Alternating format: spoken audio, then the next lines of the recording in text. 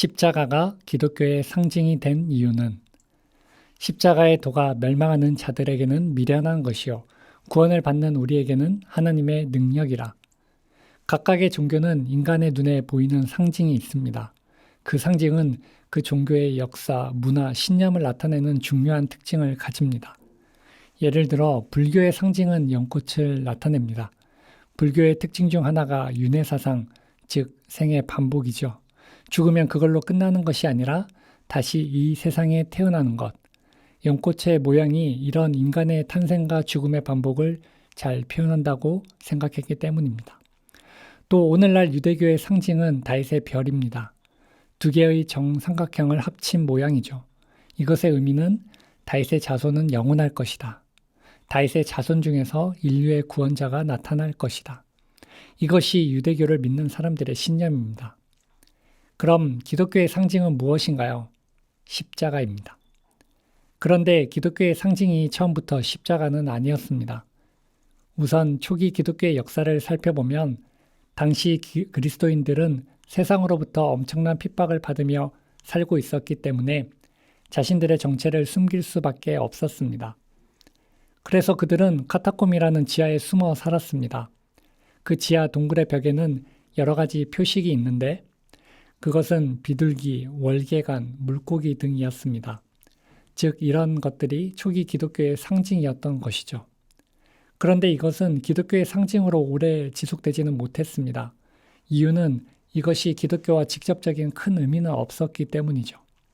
그 이후에도 사자굴 속의 다니엘, 요나와 물고기, 병든 자들의 치료 등 성경 속의 내용들을 가지고 그린 그림이 기독교의 상징으로 잠깐 나타나기도 했지만 이건 역시도 기독교의 특징을 정확하게 표현하기는 부족했습니다.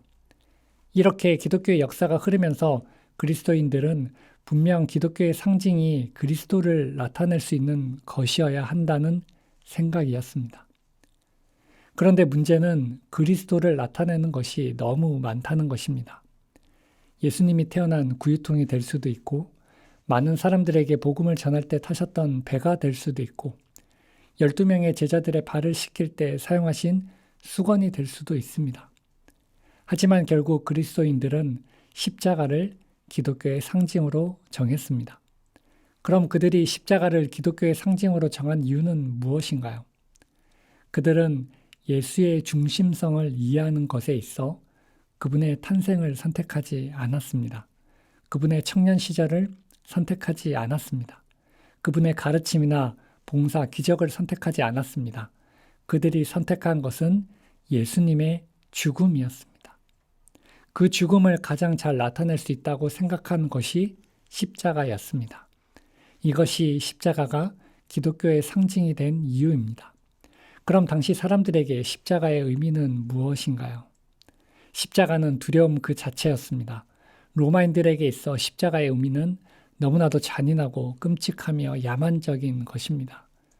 유대인들에게 있어 십자가의 의미 역시 두려운 것이었는데 로마인들하고 차이가 있다면 십자가에 매달린다는 것은 곧 하나님께 저주를 받는 자라는 것입니다. 즉 십자가는 세상에서 가장 두려운 것, 잔인하고 야만적인 것, 저주라는 의미를 가지고 있었습니다. 그런데 그리스도인들은 이 부정적인 인식이 가득한 십자가를 기독교의 상징으로 정했습니다.